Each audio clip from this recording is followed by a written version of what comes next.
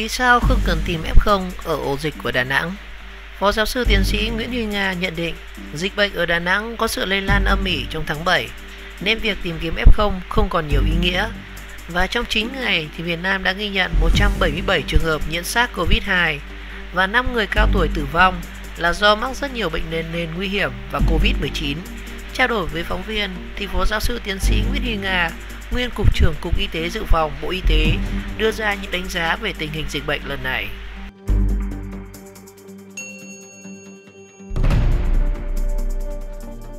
Việc tìm F0 ở Đà Nẵng không còn ý nghĩa.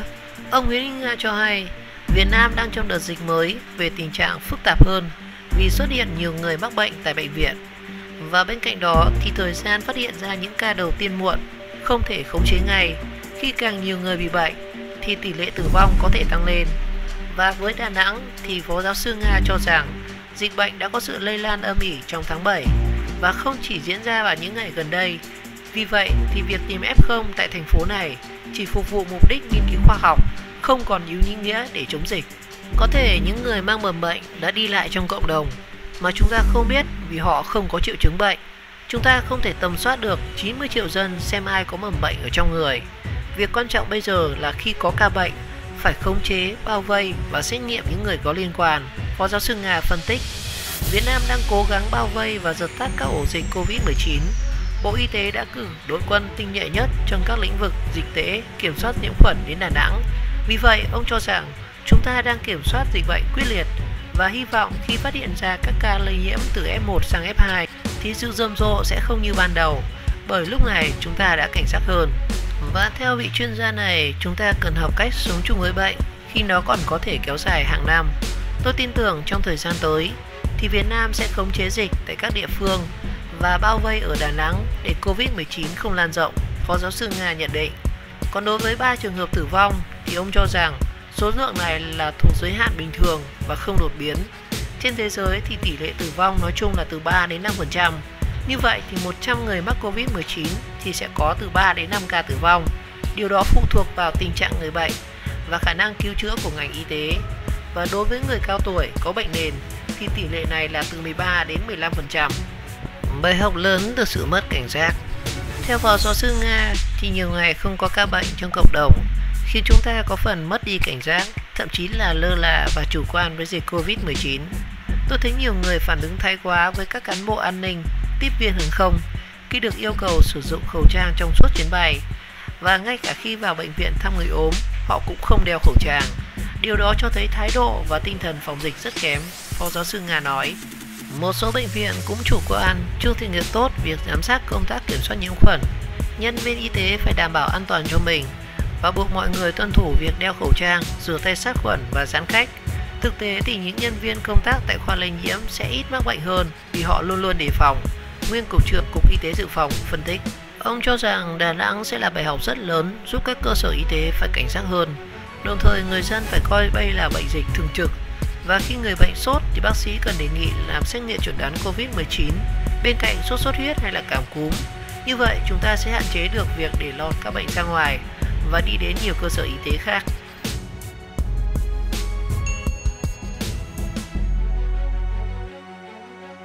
Nữ bệnh nhân nhiễm Covid-19 ở Đà Nẵng 5 tháng không trở về nhà và bất hợp tác khai báo. Theo Ban chỉ đạo phòng chống dịch Covid-19 thành phố Đà Nẵng thì một nữ bệnh nhân nhiễm Covid-19 đã 5 tháng này không trở về nhà, không chịu hợp tác và không khai báo địa chỉ khi nhập viện. Chiều ngày 2 tháng 8 thì Ban chỉ đạo phòng chống dịch Covid-19 thành phố Đà Nẵng đã có thông tin về 22 trường hợp còn lại trong tổng số 45 bệnh nhân mắc Covid-19 trên địa bàn thành phố được công bố vào ngày 31 tháng 7. Trường hợp thứ 24 là bệnh nhân MTL, là nữ sinh năm 1991, trú ở đường Nguyễn Thượng Hiền, phường Khuê Trung, quận Cẩm Lệ. Bệnh nhân là nhân viên khoa nội thận, nội tiết, Bệnh viện Đà Nẵng. Từ ngày 13 đến ngày 25 tháng 7, bệnh nhân chở con đi học tại trường mầm non Bình Hòa, số 63 Đỗ Thúc Tịnh, phường Khuê Trung, quận Cẩm Lệ, từ 1 đến 2 lần. Bệnh nhân có đến mua cháo tại quán dinh dưỡng For You, đường Lương Nhữ Học, phường Khuê Trung, quận Cẩm Lệ, từ 1 đến 2 lần. Ngày 26 tháng 7 thì bệnh nhân cùng chồng và con đi ăn sáng tại quán phở Hà Nội trên đường Phan Đăng Lưu, phường Hòa Cường Bắc, quận Hải Châu. Bệnh nhân đi siêu thị Lotte Mart Đà Nẵng, phường Hòa Cường Bắc, quận Hải Châu. Trường hợp thứ 25 là bệnh nhân LVT, là nam, sinh năm 1966, trú ở Trung tâm Bảo trợ xã hội Đà Nẵng, tổ 1 và 7, Đà Sơn, Hòa Khánh Nam, quận Liên Chiểu. Từ ngày 1 tháng 7 thì bệnh nhân là người chăm sóc cho bệnh nhân LHP, cũng ở Trung tâm Bảo trợ xã hội Đà Nẵng tại Bệnh viện Đà Nẵng. Bệnh nhân chỉ ở Trung tâm Bảo trợ xã hội Đà Nẵng và không đi đến nơi khác. Trường hợp số 26 là bệnh nhân LTT, sinh năm 1978, trú ở xã Duy Thành, huyện Duy Xuyên, tỉnh Quảng Nam. Từ ngày 7 tháng 7 thì bệnh nhân là người chăm sóc cho chồng tại Bệnh viện Đà Nẵng và bệnh nhân chỉ ở Bệnh viện Đà Nẵng và không đi đến nơi nào khác. Trường hợp số 27 là bệnh nhân BE, nam, sinh năm 1969, trú ở phường Cẩm Nam, thành phố Hội An, tỉnh Quảng Nam. Và trong thời gian từ ngày 9 đến ngày 27 tháng 7 thì bệnh nhân có ra thay 2 anh em chăm sóc bố tại Bệnh viện Đà Nẵng và sau đó thì được Bệnh viện Đà Nẵng cách ly. Trường hợp số 28 là bệnh nhân TTN, là nữ, sinh năm 1952, trú ở đường Phạm Như Sương, phường Hòa Khánh Bắc, quận Liên Chiểu. Từ ngày 21 tháng 7 đến nay thì bệnh nhân ra Đà Nẵng chăm sóc cho con gái tại Bệnh viện Đà Nẵng. Và trong thời gian này thì bệnh nhân ở nhà trọ cùng với con gái và con rể tại Phạm Như Sương, phường Hòa Khánh Bắc, quận Liên Chiểu. Trường hợp thứ 29 là bệnh nhân LTS, là nam, sinh năm 1964, trú ở xã Duy Thành, huyện Duy Xuyên, tỉnh Quảng Nam. Bệnh nhân có tiền sử điều trị bệnh thận mạn, chạy thận thường xuyên tại Bệnh viện Đà Nẵng. Từ ngày 13 tháng 7 thì bệnh nhân tiếp tục đến chạy thận tại Bệnh viện Đà Nẵng. Sau đó thì được chẩn đoán thêm bị nhiễm trùng đường tiết niệu nên đã nhập viện điều trị nội trú từ ngày 17 tháng 7. Và từ ngày 13 tháng 7 đến nay thì bệnh nhân chỉ ở Bệnh viện Đà Nẵng và không đi đến nơi nào khác. Trong suốt thời gian này thì chỉ có vợ là người chăm sóc cho bệnh nhân. Trường hợp thứ 30 là bệnh nhân NL, sinh năm 1933, trú ở thị trấn Song Vệ, huyện Tư Nghĩa, tỉnh Quảng Ngãi. Ngày 18 tháng 6 thì bệnh nhân được Bệnh viện Đa khoa Quảng Ngãi chuyển đến Bệnh viện Đà Nẵng. Và từ ngày 18 tháng 6 thì bệnh nhân chỉ ở trong Bệnh viện Đà Nẵng và không đi đến nơi nào khác. Trường hợp thứ 31 là bệnh nhân DTXL, là nữ, sinh năm 1961, trú ở tổ 36, phường An Hải Tây, quận Sơn Trà. Từ ngày 12 đến ngày 27 tháng 7 thì bệnh nhân được điều trị tại Bệnh viện Đà Nẵng và trong quá trình nằm viện thì bệnh nhân không đi đâu ra khỏi phòng. Bệnh nhân có 5 người con thay phiên nhau chăm sóc và thỉnh thoảng thì có cháu vào thăm. Bệnh nhân thì không nói chuyện với ai và người chăm sóc cho bệnh nhân có nói chuyện với người trong phòng. Trường hợp thứ 32 là bệnh nhân TTM, là nữ, sinh năm 1983 và theo người nhà bệnh nhân thì 5 tháng nay bệnh nhân không về nhà và không liên lạc với gia đình tại đường Nguyễn Văn Linh, phường Nam Dương, quận Hải Châu. Hiện tại thì bệnh nhân đang điều trị tại Bệnh viện Đà Nẵng. Bệnh nhân không hợp tác và không khai báo địa chỉ khi nhập viện. Trường hợp thứ 33 là bệnh nhân TTN, là nữ, sinh năm 1965, trú ở tổ 27, phường Hòa Xuân, quận Cẩm Lệ. Ngày 5 tháng 7 thì bệnh nhân nhập viện tại Bệnh viện Đà Nẵng và trong thời gian làm việc thì bệnh nhân không nói chuyện với ai khác ngoài người nhà của mình. Trường hợp thứ 34 là bệnh nhân NVS, là nam, sinh năm 1956, trú ở đường Lê Đình Dương, phường Nam Dương, quận Hải Châu. Từ tháng 6 năm 2020 đến ngày 26 tháng 7 thì bệnh nhân nhập viện tại Bệnh viện Đà Nẵng. Và trong thời gian làm việc, sáng và trưa hàng ngày thì bệnh nhân có nhờ người trong cùng phòng mua thức ăn ở căng tin hoặc bên ngoài bệnh viện. Tối thì vợ mang thức ăn vào cho bệnh nhân. Trường hợp thứ 30 nhân là bệnh nhân VVB, là nam, sinh năm 1954, trú ở tổ 42, phường Thạch Thang, quận Hải Châu. Ngày 15 tháng 7 thì bệnh nhân vào Bệnh viện Đà Nẵng để phẫu thuật. Ngày 16 tháng 7 thì bệnh nhân xuất viện về nhà.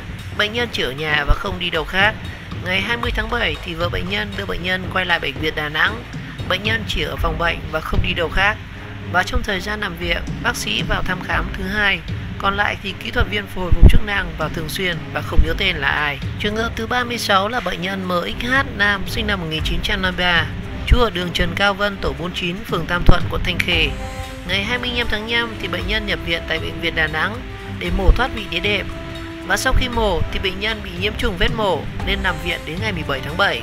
Và trong thời gian nằm viện chỉ có vợ và 2 vợ chồng con gái vào chăm sóc cho bệnh nhân. Trường hợp thứ 37 là bệnh nhân HTN, là nữ, sinh năm 1949, trú ở Trưng Nữ Vương, phường Bình Thuận, quận Hải Châu. Ngày 22 tháng 6 thì bệnh nhân đến khám và nhập viện tại Bệnh viện Đà Nẵng.